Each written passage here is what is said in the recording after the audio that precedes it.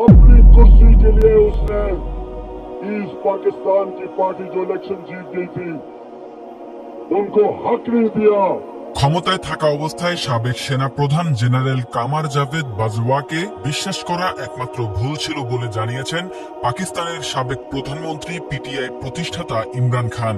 সম্প্রতি মধ্যপ্রাচ্যের সাংবাদিক মেহেদী হাসানকে দেওয়া এক বিশেষ সাক্ষাৎকারে তিনি এই কথা বলেন। সাক্ষাৎকারটি প্রকাশিত হয়েছে সংবাদ মাধ্যম জিটিওতে। সাক্ষাৎকারে ইমরান খান বলেন, আমাকে এমন একটি সেলে রাখা হয়েছে যাকে বলা হয় ডেথ সেল, খুবই ছোট একটা জায়গা যেখানে সন্ত্রাসীদের রাখা হয়। কর্তৃপক্ষ আমাকে সন্ত্রাসীর আদলেই দেখাতে চায়। একজন বন্দীর যেসব মৌলিক অধিকার থাকার কথা তার কিছুই আমাকে দেওয়া হয় না।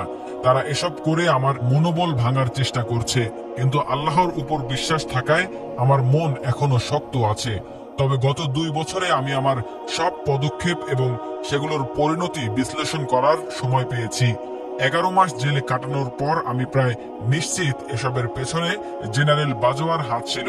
আমি অন্য কাউকে দোষ দিই না, তিনি সূক্ষ্মভাবে পুরো ব্যাপারটা পরিকল্পনা করেছেন, বাস্তবে রূপ দিয়েছেন। ইমরান খান বলেন, মিথ্যা ও বানোয়াট বয়ান তৈরি করে জেনারেল বাজওয়ার জাতীয় ও আন্তর্জাতিক ক্ষেত্রে বিশৃঙ্খলা তৈরি করেছেন। এর ফলে গণতন্ত্র ও পাকিস্তানের উপর কতটা নেতিবাচক প্রভাব পড়েছে তা তিনি বুঝতে ব্যর্থ হয়েছেন।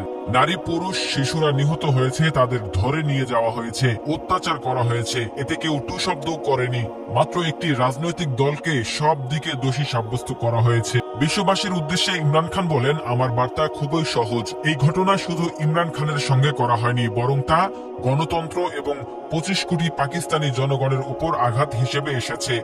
অন্যদিকে পাকিস্তানের প্রতিরক্ষা মন্ত্রী খাজা আসিফ বলেছেন, রাজনৈতিক উত্তেজনা কমাতে তেহরিকে ইনসাফের প্রতিষ্ঠাতা ও সাবেক প্রধানমন্ত্রী ইমরান খানকে মুখ বন্ধ করতে হবে। আমি মনে করি পিটিআই প্রতিষ্ঠাতা উত্তেজনা বাড়াতে চায়। ইমরানের এক্স অ্যাকাউন্টে শেয়ার করা একটি পোস্টের পরিপ্রেক্ষিতে তিনি এই কথা বলেন। ওই পোস্টে ইমরানকে উদ্ধৃত করে বলা হয়, প্রত্যেকটি পাকিস্তানির উচিত হামিদুর রহমান কমিশনের রিপোর্ট পড়া এবং কে সত্যিকারের বিশ্বাসঘাতক, জেনারেল ইয়াহিয়া খান নাকি শেখ মুজিবুর রহমান তা জানা।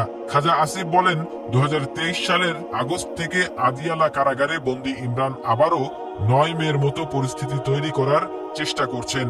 বাংলাদেশের সাবেক রাষ্ট্রপতিকে নিয়ে করা টুইটটি প্রত্যাহারের চেষ্টা চলছে। পিটিআই চেয়ারম্যান ব্যারিস্টার গওহর খান জানিয়েছেন, টুইটটি করার আগে সোশ্যাল মিডিয়া টিম অনুমতি চায়নি। মন্ত্রী জানান, বাংলাদেশের রাজনীতিবিদদের ইতিহাস ও পূর্ব পাকিস্তানের ট্র্যাজেডি নিয়ে তার ভিন্ন একটি অবস্থান রয়েছে।